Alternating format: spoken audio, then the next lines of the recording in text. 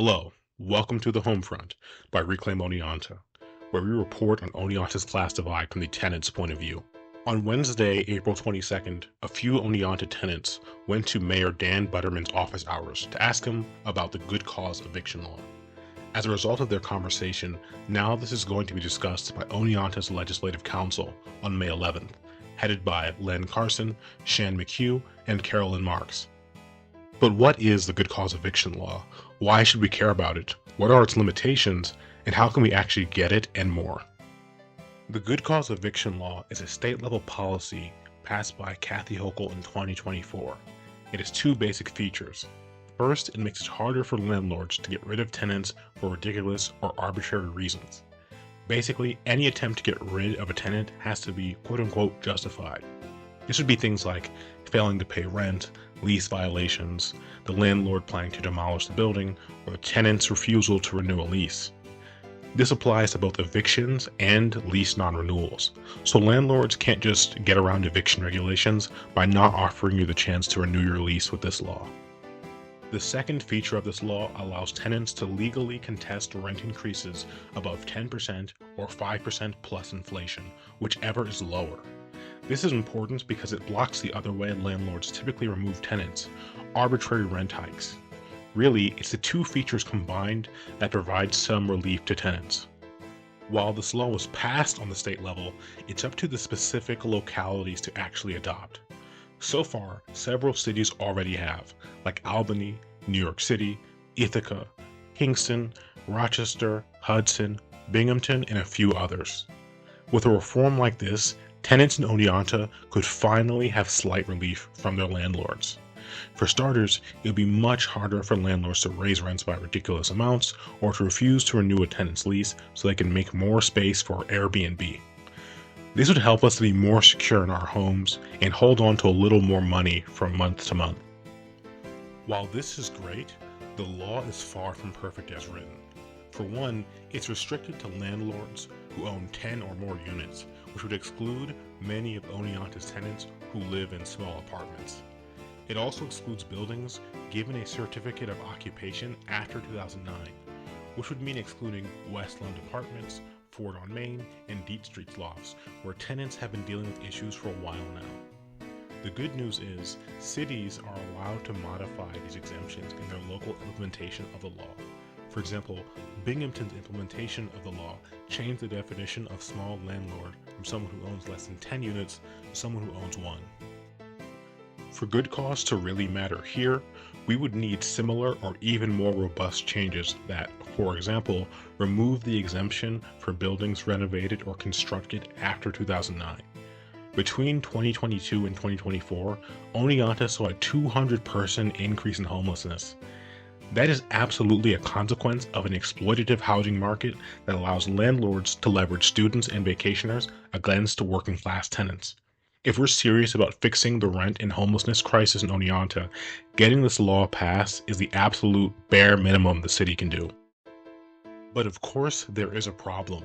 The real limitation on this law is that it presents a challenge to the completely unchecked power of landlords in Oneonta.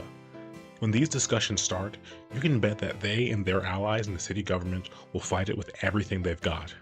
Expect to be bombarded with propaganda made and paid for by landlords about how good cause wouldn't work here, or how it would make it harder for them to protect tenants from bad neighbors.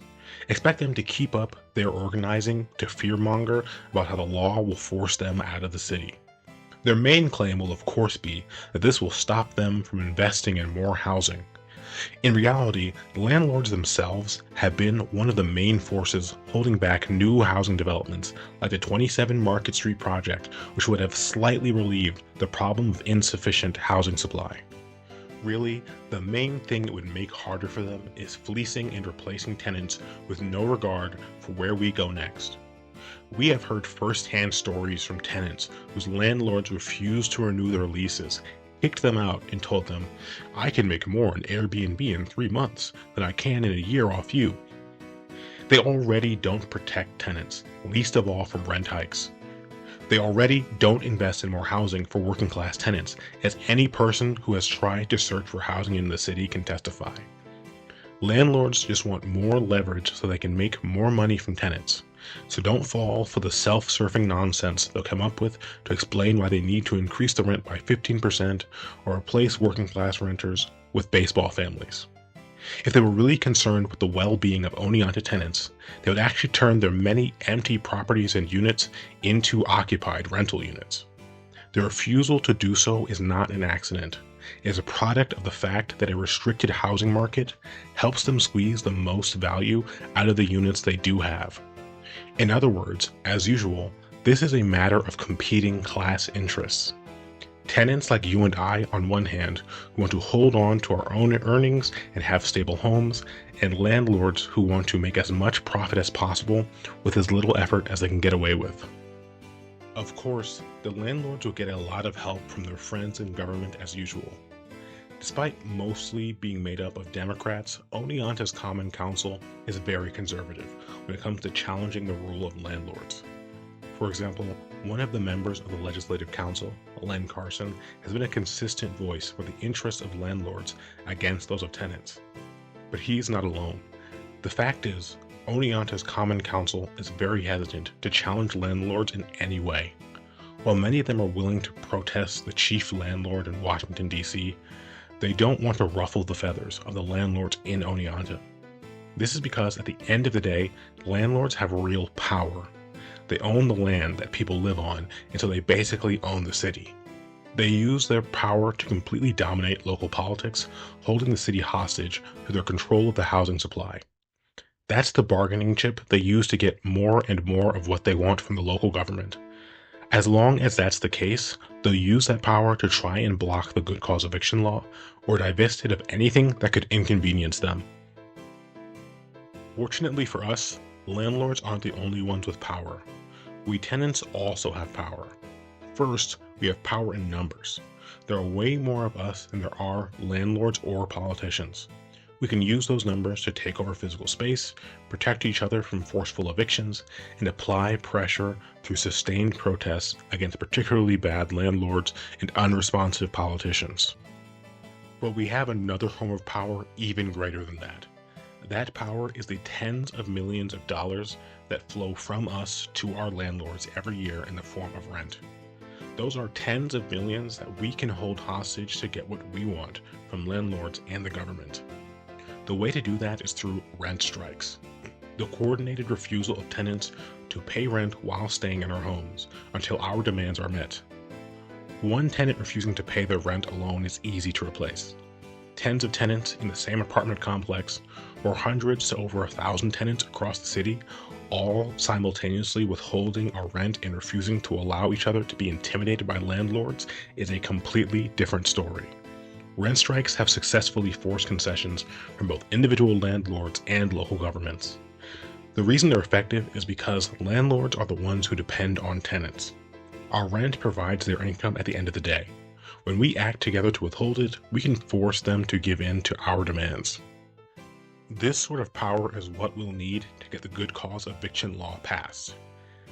Regardless of which kinds of power we decide to use for our own sake, the better organized we are, the more effective it will be. That's where the tenant union comes in. We need something able to unite tenants inside our buildings, neighborhoods, and across the city to fight for ourselves. The more united tenants are, the better off we'll all be in trying to make the changes that we want and need. The less united we are, the less reason the landlords have to care what we think. It really is that simple. So we have our cause. Now we just need rebels willing to fight for it.